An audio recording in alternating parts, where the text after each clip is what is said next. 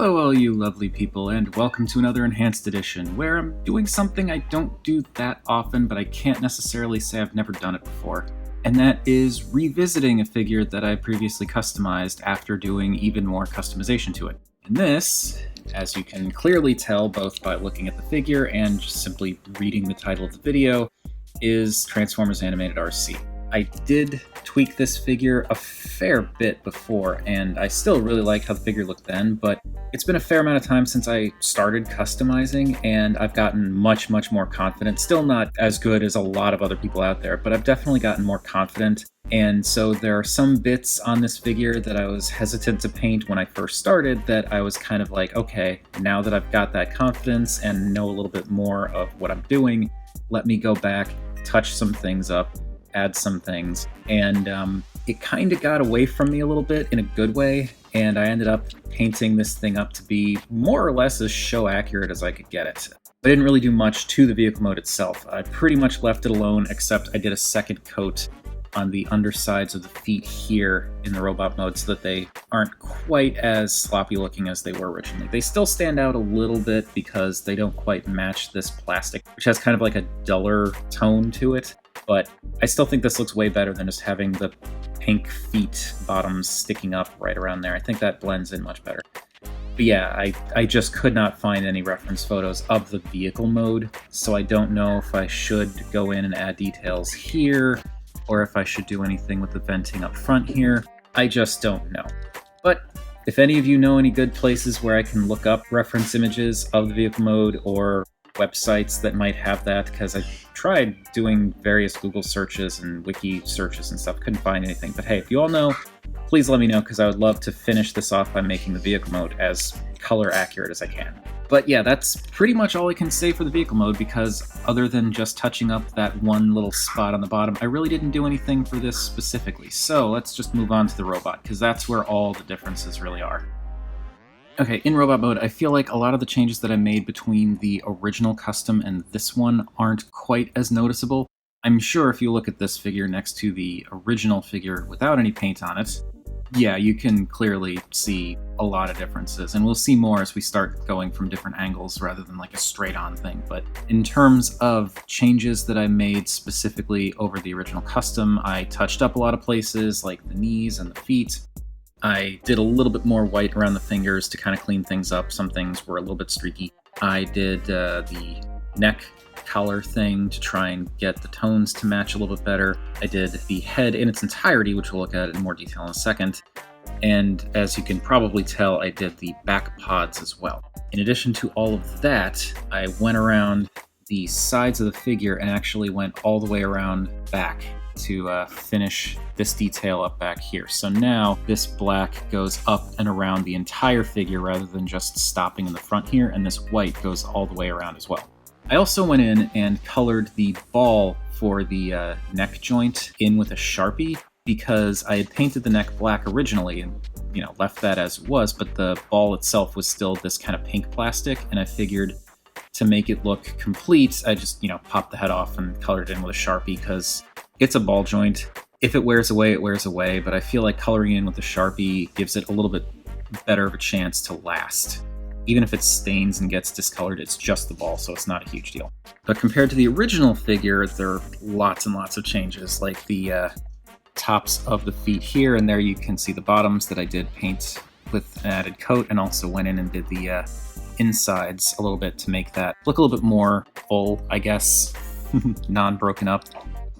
And I did the same thing here, where you've got these openings along the top, and I went in and painted the inside, because inside there was black, and that really made that hole stand out. So by going in and painting the holes, like the little edges of that hole white, it's still obviously there, but when you're looking at it from an angle like this, it's not as glaringly obvious because it's white and white rather than white and black. Unfortunately, this is the US release. In the US release, the feet were painted black in their entirety, and that's just not show accurate. The tips of the feet do need to be this same pink, but I don't know what material to use to strip this paint off.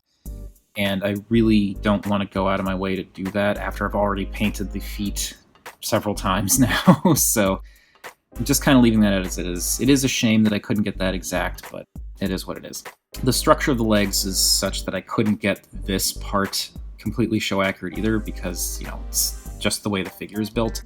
But I did do these knee joints in white, and I did those originally, but I went back and touched them up a bit because they were looking a little goopy and not quite right. I also painted the backs of the thighs in black, and also inside there so that it just kind of worked a little bit better, because you can kind of see how there's that pink there, but I wanted to leave that around the mushroom peg, but I did paint inside there. And this is meant to kind of evoke the knee plate or thigh plate design that her show model has. It's not perfect, but this does kind of evoke that. I just kind of went along the seam line and painted the backs of the thighs black. And then of course there is the stuff that I already talked about, where I went to the midsection and painted all the way around so that it looks more cohesive with the torso, because originally it just kind of cut off at this seam here, so it was like white here, black here, and then this was all pink. I originally did paint that little triangle there, right in that seam there underneath the white in black, but that wasn't enough for me, so I decided to finish the rest of the torso. I also did a little panel lining in the waist and chest, as well as these little hip skirts, but that was from the original custom. As I said, I touched up the fingers just that it's a little bit cleaner. Did not add anything else there, so this is all from my original custom. Same goes for the shoulders that have these little black bits painted in there. That was from the original custom. I did not tweak those, but originally they were just white. And then for the neck collar, I tried to go over the front with a little bit of white just to make the tones match a little bit better, because that plastic, as I've said, it's like a slightly different shade than the white that I have. So I figured I'd paint more stuff white to kind of make it match a little bit better. And as I already explained, there's the neck ball thing. And then for the pods over the shoulders, looking at the animation model, these pods, even if you pop off the wings here, they are not accurate. These little behind the back shoulder pod things are just not accurate at all. In the show model, they curve over her shoulders. So it's more like this, kind of going up and moving forward over the shoulder a bit. And the toy's just not built that way. So to kind of emulate that, I painted the bits that are directly behind her, like the lower inside bits of these pods, black, to kind of give the illusion of that, shadowed bit on the inside. And then I painted the tops white so that it kind of, again, creates that vague illusion of the bits that are kind of coming over her shoulders, just color-wise, clearly not physically. Regardless, I think this looks a lot better, because originally it was just kind of this split down the middle of white and pink plastic that was just kind of like split going this way, so it didn't even match up with like the different sections of the pods. And then I left these unpainted because this is the stuff that our hands have to grip in vehicle mode, and I did not want to risk any kind of paint rub there.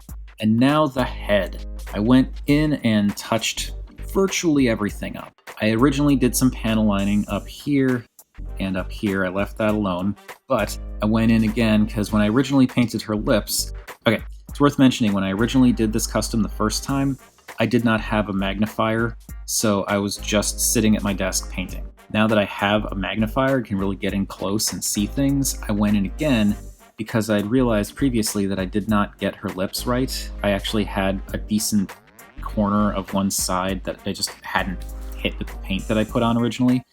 So I went back over it, this time with a slightly more metallic red that I think stands out from the pink a little bit better. I also went in and cleaned up the black lines around her eyes a bit more, which I just think looks so much better now. And then I decided, what the heck, let me paint the back of her head, because the back of her head is this, you can kind of see it around the ball socket here. It's this translucent blue plastic, the same as the swords, which I did not do anything to the swords because of, things sliding around in there and stuff. I figured the possibility of paint scratching off is too great, so I just left the swords alone. But the back of her head is entirely this blue light piping block color, and that also applied to the eyes. And so essentially I went in, painted the back of the head many times over. It'd help if I keep it on camera. I painted the back of the head many times over because it's clear plastic, so it took several coats to get it looking solid. And then I also went in with red to kind of complete this line going along the back. I did not paint the line in the front, that was already like that, but I did try to paint that to match. And then once I painted the back of the head, I realized the front of the head is this more kind of grayish plastic, and it didn't quite look right. So I ended up going over most of the white of the front of the head in the same white paint so that the difference between the front and back wouldn't be quite as noticeable. You can see some of the difference though if you look at the chin strap, because I left the chin strap unpainted, both because it's a lot of stuff to paint and because I felt like leaving that same gray plastic, would help this tie into the other grayish plastic in the rest of the figure. So you've got some of that white, you got some of that gray, so like these different colors are going to be represented throughout the figure and it won't look quite as out of place. Also, I probably should do a little dab of pink on her chin just to fully get that show accuracy going. But anyway, painted all of that, again, several coats.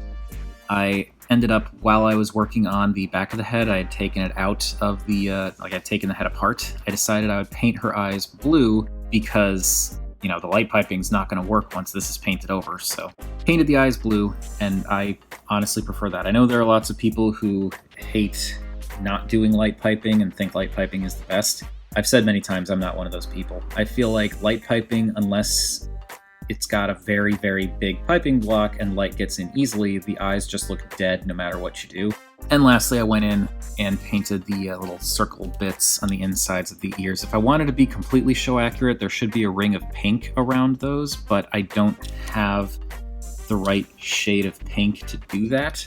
And it's such a small, thin little detail, I didn't want to risk trying it and then screwing it up and then having to spend who knows how long going back over it again and again and again to try and get it just right. Some liberties were definitely taken with this custom, but I very much like the way this turned out. There's another figure that I've not done a video on yet, which I will soon. But there is another figure that I did that I was saying as I was working on it might be my favorite custom that I've done. But once I finished this is my new favorite. Because I love Arcee. I love the design of this specific Arcee. It's a very cool, very G1 inspired, but at the same time totally its own thing design, and it works so well with a more show accurate paint scheme. And I'm not saying that to say that I'm cool for doing it or anything like that. I still feel like what I did wasn't all that special, but this is just a really great looking Arcee. Now I just need to go in and scrape that repro label off of her chest and add a different one that looks a little bit better and is actually centered. I will be doing that at some point, but I won't make a separate video for it. But anyway, that is going to do it for my second attempt at an animated Arcee custom. I think it turned out pretty darn well personally, but whatever you all think, feel free to chime in down below. I always enjoy hearing from you all, and please stay fabulous.